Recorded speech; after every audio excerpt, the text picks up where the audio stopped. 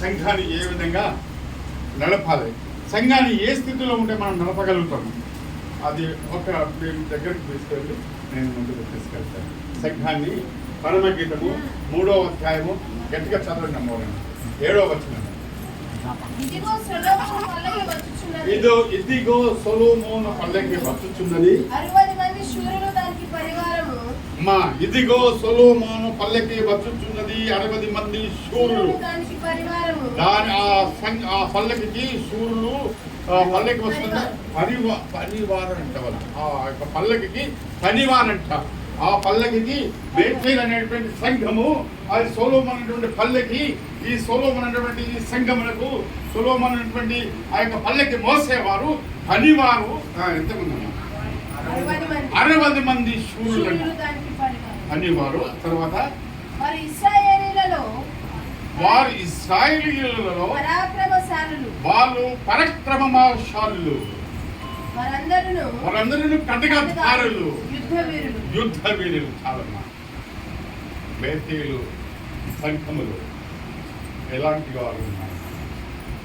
ఈ సంఘము సొలొమోను సంఘము పల్లకిలో కూర్చున్న వారు ఎవరు? మనం. సంఘములకు సాదృశ్యం స్త్రీ.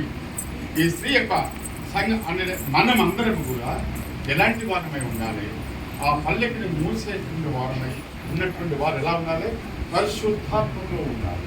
పరిశుద్ధాత్మలో మరి ప్రేరేపణతో, అవగాహనలో, ఆత్మతో, నడిపింపులో, గ్రహింపు శక్తితో ఉన్నటువంటి వారముగా ఉండాలి. లేకుంటే అన్ఫిట్. ఎన్ని రూపాలున్నా, ఎంత అధికారం ఉన్నా, ఎంత బిల్డింగ్లు ఉన్నా, ఏ స్థితిలో ఉన్నా వీ హ్యావ్ నాట్. అంతే. మనం ఉండాలంటే యుద్ధ వీరులుగా ఉండాలి, ప్రార్థన పరులుగా ఉండాలి, యుద్ధ ఖడ్గధారులుగా ఉండాలంటే ఆ పల్లకి మోసేవారు ఆత్మ ప్రేరేపణ ఉండాలి, ఆత్మ అభిషేకంతో నింపబడాలి. మరి ఆ దేవుని యొక్క అభిషేకించినటువంటి సేవకులు అభిషేకించినటువంటి ఆ ప్రవచనములతో మాట్లాడిన తర్వాత ఏ భయముతో మనం ఉంటున్నాం, ఏ పవిత్రమైన భయంతో ఉంటున్నాం, మరి ఒక దగ్గర ఉంది. నేను ఏమైనా చెప్పాను, మళ్ళీ అది చెప్పాలని ఆలోచన చేస్తున్నాను.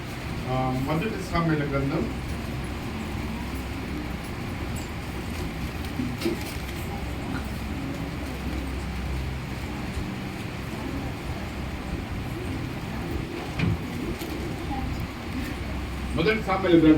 16వ అధ్యాయము 4వ వచనం.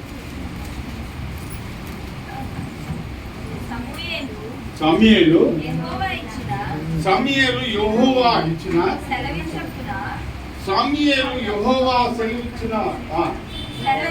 సెలవు చొప్పున బెత్లెహేమునకు వెళ్ళెను. ఆ ఊరి పెద్దలు అతని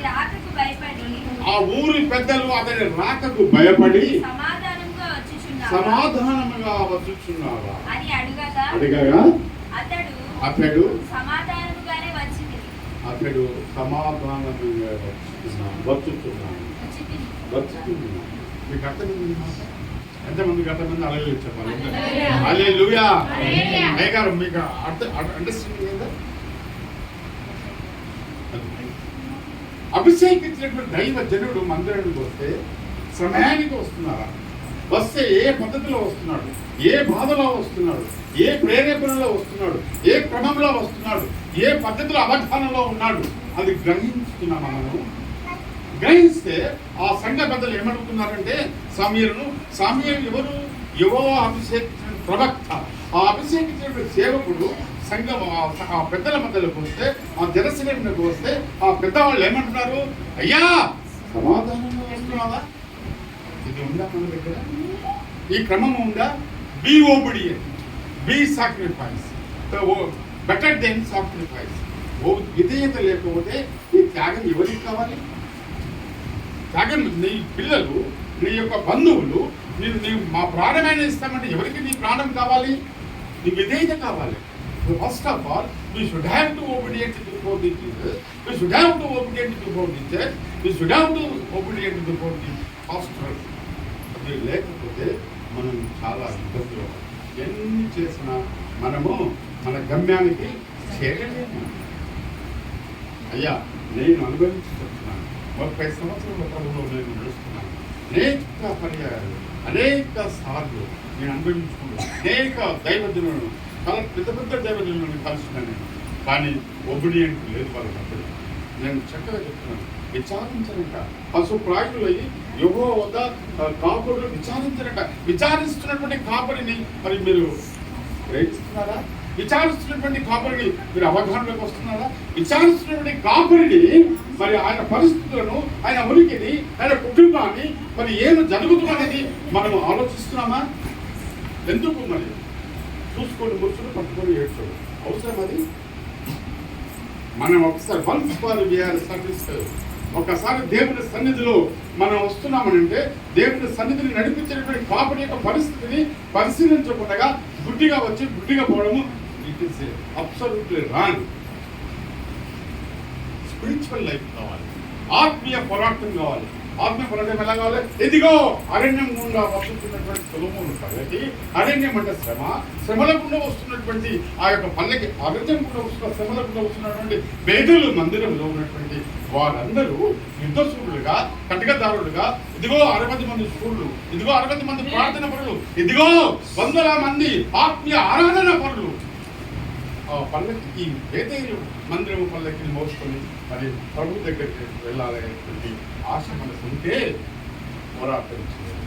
ఆత్మీయ పోరాటం చేయాలి, ఆత్మీయ అవగాహనలోకి రావాలి, పరిశుద్ధాత్మక నింపబడినటువంటి పరిస్థితి తీసుకురావాలి. వర్షమా ఆగిపోతుందంటే ఒక దినము జానికి నేను మా ఇంట్లో భోజనం చేస్తుంటే నేను చెప్పాను అనుకుంటుంది గౌరవ, అయితే వర్షం వస్తుంది, ధారాళంగా పుట్టపోతలాగా వర్షం వస్తుంది మా ఇంటి ముందు, బయటికి వెళ్ళాలి భోజనం చేస్తారు. జానకి గారు మా ఇంట్లో అనేక మంది సేవకులు, దాదాపుగా 1000 పైగా మా సేవకులు మా గురాన్ని దర్శించినట్టు నా లెక్కలో ఉంది. అయితే బయటికి వచ్చిన తర్వాత వర్షం వస్తుంది, ఆ వర్షం మీద బయటికి వెళ్ళిపోయిన తర్వాత పైకి ఎత్తి చేతులు ఎత్తి 1 నిమిషంలో వర్షం ఆడింది. హల్లెలూయా, అది రావాలి మన దగ్గర.